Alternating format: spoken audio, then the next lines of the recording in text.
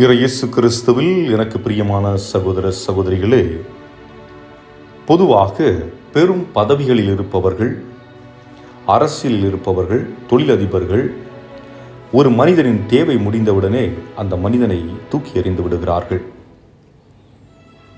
தேவைப்படும் பொழுது பயன்படுத்தப்படுகிறார்கள், தேவையில்லை என்று சொல்லுகின்ற பொழுது அவர்கள் மதிக்கப்படுவதில்லை, அவர்கள் ஏற்றுக்கொள்ளப்படுவதில்லை. அதைப்போன்று முதல் உலகப் போர் மற்றும் இரண்டாவது உலகப் போரில் கை கால்கள் உடைந்து குண்டுகள் துளைக்கப்பட்டிருக்கின்ற பல மனிதர்கள் மீண்டும் மீட்கப்படவில்லை. காரணம், அந்த மனிதர்கள் அந்த தேசத்திற்கு இனி தேவைப்பட மாட்டார்கள் என்ற கருத்தின் அடிப்படையிலே அவர்கள் ஒடுக்கப்பட்டார்கள், புறக்கணிக்கப்பட்டார்கள். இது அவர்களை மரணத்திற்கு இட்டு சென்றது. அதைப்போன்று ஹிட்லர், நாம் அனைவரும் அறிந்த ஒரு நபர்.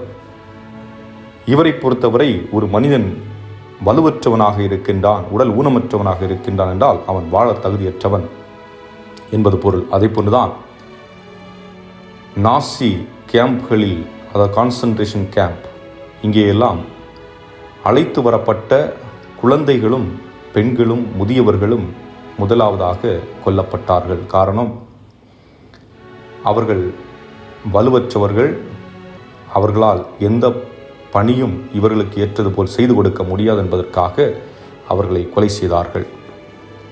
அதை போன்றுதான் நம்பிக்கை இல்லாமலும் நம்பிக்கை இல்லாத நிலையிலும் இதுபோன்ற நிகழ்வுகள் ஏற்படும்.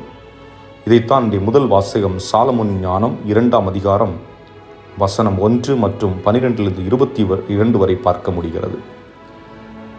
நம்பிக்கையற்றவர்களின் எதிரிகள் யார் என்றால் உண்மையாக இருப்பவர்கள், உண்மையை பேசுபவர்கள். இன்றைய சமுதாயத்திலே உண்மையை பேசினால் வாழ தகுதியற்றவர்களாக கருதப்படுகிறார்கள். காரணம், உண்மையின் அடிப்படையில் வாழும்போது தவறு செய்பவர்களுக்கும், கொள்ளையடிப்பவர்களுக்கும், ஊழல் செய்பவர்களுக்கும், கொலை செய்பவர்களுக்கும், வயிற்றில் வளரும் கருவை கலைப்பவர்களுக்கும் உண்மை பேசுபவர்கள் எதிரியாளாக தான் தெரிவார்கள்.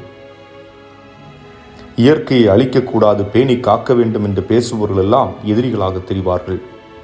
அவர்களை அழித்து விட வேண்டும் என்று துடிக்கிறது இந்த விசுவாசம் இல்லாத கூட்டம். விசுவாசம் என்பது கடவுள் மீதும் நம்பிக்கை இல்லை, தன் மீது மட்டுமே நம்பிக்கை வைத்து நம்புகின்ற ஒரு கூட்டம்.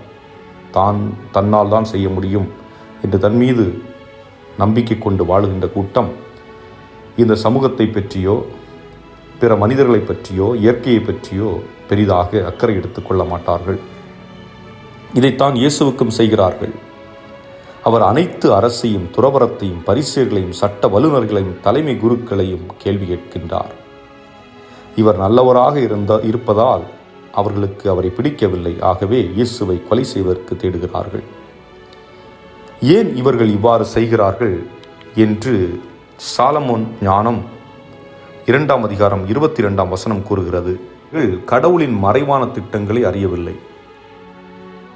அவர்களுடைய அறிவுத்திறனை மட்டுமே பயன்படுத்தினார்கள். ஆனால் இறைவனுடைய திட்டங்களை அவர்கள் அறிந்து கொள்ளவில்லை.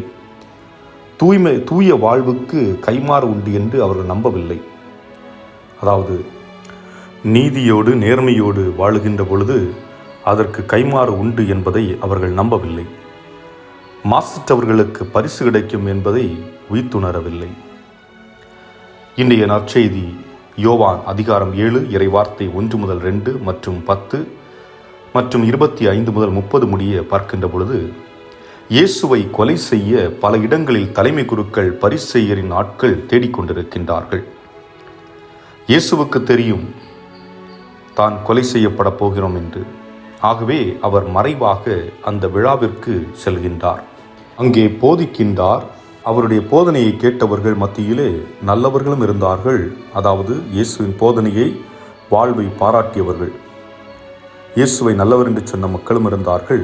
அதே நேரத்திலே இயேசுவை சாத்தான், பேய்களின் தலைவன் என்று குறை கூறுபவர்களும், இயேசுவினுடைய பேச்சை விமர்சனம் செய்கிறவர்களும் அவர்கள் மத்தியிலே இருந்தார்கள். அதே போன்று மக்கள் மத்தியிலே ஒரு கேள்வி எழுகிறது. இதை நாம் யோவான் நற்செய்தி 27ஆம் வசனத்திலே பார்க்கிறோம். மெஸ்ஸியா எங்கிருந்து வருவார் என்பது யாருக்கும் தெரியாமல் அல்லவா இருக்கும்? இவர் எங்கிருந்து வருகிறார் என்று நமக்கு தெரியுமே.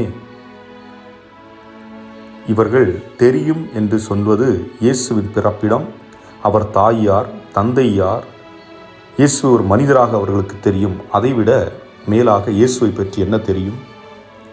அதன் பின்பு வரக்கூடிய வசனம் 29 பார்க்கிறோம். இயேசுவை கூறுகிறார், நான் யார், நான் எங்கிருந்து வந்தேன் என்பது உங்களுக்கு தெரியும். ஆயினும் நானாக வரவில்லை, என்னை அனுப்பினவர் உண்மையானவர்.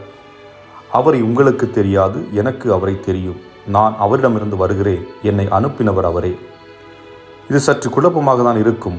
அதாவது இயேசுவிற்கு தந்தையை தெரியும், தந்தைக்கு மகனை தெரியும். காரணம், இருவரும் ஒருவரே. ஆக இயேசு தன்னை கடவுளாக சித்தரிக்கிறார் என்றுதான் யூதர்கள் இவர் மீது கொலைவெறி தாக்குதல் நடத்த திட்டமிட்டார்கள். இங்குதான் யூதர்கள் இயேசுவை புரிந்து கொள்ளவில்லை. நாம் இயேசுவை புரிந்திருக்கிறோமா? இயேசுவை பற்றி எனக்கு என்ன தெரியும்? எனக்கு தெரிந்த நபர் ஒருவர் இயேசுவை பற்றி பேசினால், ஆகவே எனக்கு இயேசுவை பற்றி தெரியும். அல்லது எனது மறைக்கல்வி ஆசிரியர்கள் எனக்கு கற்றுக் கொடுத்தார்கள், ஆகவே எனக்கு இயேசுவை பற்றி தெரியும். அல்லது மறையுறையில் குருவானவர் பேசினார், நான் அதை கேட்டேன், அதனால் இயேசுவை பற்றி எனக்கு தெரியும். இப்படி நீங்கள் சொன்னீர்கள் என்றால், இந்த யூதர்களைப் போன்று நமக்கு தெரிந்தது அவருடைய வெளி அடையாளம் மட்டுமே. ஆக உண்மையிலே இயேசுவை அறிந்து கொள்ள வேண்டும் என்றால் நாம் விவிலியத்தை எடுத்து புரட்டி பார்க்க வேண்டும். இயேசுவோடு தனிமையில் இருக்க வேண்டும். இயேசுவோடு தனிமையில் நேரத்தை செலவிட வேண்டும். இதைத்தான் உரோமையர்கள் திருமுகத்திலே தூய பவுலடியார் 8ஆம் அதிகாரம் 26ஆம் வசனத்திலே சொல்லுகின்றார். தூய ஆவியானவர் வழியாக நீங்கள் அவரை அறிந்து கொள்ள முடியும்.